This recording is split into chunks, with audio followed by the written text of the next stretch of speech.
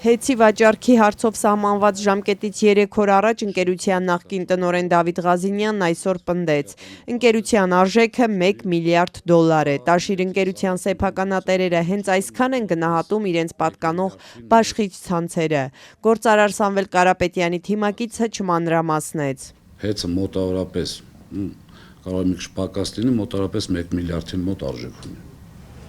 Չնայած Ղազինյանի այս պնդմանը 2024-ին անկախ աուդիտորը եզրակացրել է, որ հեցի սեփական կապիտալը մոտ 360 միլիոն դոլար է, չհաշված մի քանի 100 միլիոնի հասնող պարտավորությունները։ Իրենք Կարապետյանները միջազգային արբիտրաժային հայցով 500 միլիոն դոլար փոխհատուցում են պահանջել Հայաստանի կառավարությունից։ Փետրվարի 21-ին կլրանա 3 ամիսը, որ ընկերությունը զրկված է լիցենզիայից։ Այս ընթացքում կառավարությունը պետք է վաճառքի հարցով սեփականատերերին գին առաջարկեր, սակայն մինչ օրս դա չի արել։ Ուզում են մի այսպիսի բան գտնել, որի արդյունքում կարողանան բավականին նվազեցնել արժեքը եւ այդպիսի առաջարկ անեն։ Բնականաբար սեփականատերը հրաժարվելու է։ Դավիթ Ղազինյանի կարծիքով վարչապետ Նիկոլ Փաշինյանը պատահական չի հայտարարել, որ ընկերության արժեքը գուցե այնքան էլ բարձր չգնահատվի։ Կառավարության ղեկավարը նման կարծիք հայտնել էր մոտ 1 ամիս առաջ, նաև տեղեկացնելով, որ այս փուլում փորձում են հեցի շուկայական արժեքը պարզել։ Հիմա նաև որոշ կարծիքներ են հնչում, բայց շատ նախնական, որովհետև կարող է պարզվի, որ հեցի ֆինանսական վիճակը այնքան վատ է, որ իր շուկայական արժեքը շատ ցածր է եւ կարելի է ուղղակի կառավարության որոշմամբ ինչ որ մի գումար հատկացնել եւ դա դարձնել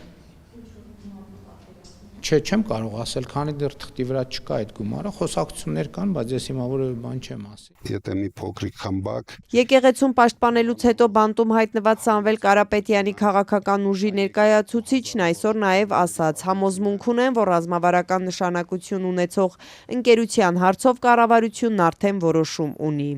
Ունեմ համոզմունք, որ գնալու է գերական շահ ճանաչելու այս process-ը ամեն ինչով կապված է քաղաքականի հետ։ Ինչքան Սամվել Կարապետյանի իր ռեյտինգի, իր դեմ ստերը չաշխատելու արդյունքում ավելի սրվում են, այսպես իրենց ավելի կոպիտ են դառնում իրենց գործողությունները, որին մենք պատրաստ ենք։ Հեցը պետականացնելու մասին Նիկոլ Փաշինյանը հայտարարեց եկեղեցու պաշտպանության մասին Սամվել Կարապետյանի կարճ հարցազրույցից ժամեր անց, բայց իշխանականները պնդում են, թե պատճառը ընկերության վատ կառավարումն է եւ էներգետիկ ճգնաժամը։ Քաղաքական իշխանությունը 1000 անգամ հարց է տալի, ասում ես, լավ, որտեղ էր այդ ճգնաժամը։ Որտեղ էր։ Հիմա բացատրում են ճգնաժամ կար, դրա համար այդպես էր։ Չկար ճգնաժամ, խաբել են ընդամենը եւ հիմա էլ շարունակում են խաբել։ Վարչապետը չի հայտնել, թե որ կազմակերպությունն է իրականացնում հեցի շուկայական արժեքի գնահատումը։ Արդյոք դա արվում է սեփականատերերին վաճառքի գին առաջարկելու համար, թե գերակա շահ ճանաչելու ճանապարհով են ընթանալու։ Տարածքային կառավարման նախարարը եւս անցած շաբաթ հրաժարվեց մանրամասներ ներկայացնել։ Թույլ տվեք ես չմեկնաբանեմ, հանրապետության վարչապետը այդ բան ունեցած ամբողջ ինֆորմացիան փոխանցել է, եթե այլ հավելյալ ինֆորմացիա տալու անհրաժեշտություն լինի, ապա կամ վարչապետը կամ մեր նախարարությունը կամ պետական այլ գերատեսչություններ կասեն, այս բան ինֆորմացիան այնպեսին է, ինչպեսին կա, որոշակի աշխատանքային հարցեր կան, որոնց մասին չեմ ուզի այս ֆորմատով բարձրաձայնի։ Այս հարցերը նաև գրավոր ուղարկել էինք վարչապետին, հարցմանապատասխանել են տարածքային կառավարման նախարարությունից, ըստ էության հրաժարվելով որևէ ստույգ տեղեկություն հայտնել։ Միայն նշել են, որ հեցի հարցով քննարկումները շարունակվում են, թե կոնկրետ ինչ քննարկումներ են եւ ում հետ չեն մանրամասնել։ Եթե առաջիկա օրերին կառավարությունն այդուհանդերձ հեցի սեփականատերերին գին առաջարկի, որը կլինի նրանց արձագանքը։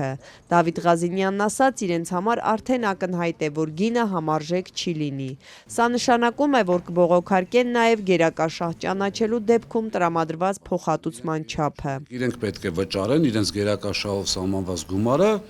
որի արդյունքում արդեն մենք եթե վիճարկեցինք, ըստ արդյունքի հիմա այս պայմանությամբ 3 վեճ ունենք։ Սահմանադրական դատարան, վարչական դատարան եւ արբիտրաժը։ Որևիցե բանի չեն սպասում։ Գերակա շահ ճանաչելու դեպքում պետությունն ըստ օրենքի պետք է վճարի ընկերության գնահատված արժեքից 15% ավելի։ Եթե սեփականատերերը չհամաձայնեն, միևնույն է կառավարությունն այն կարող է վերցնել, սեփականատերն էլ վիճարկել դատարանում։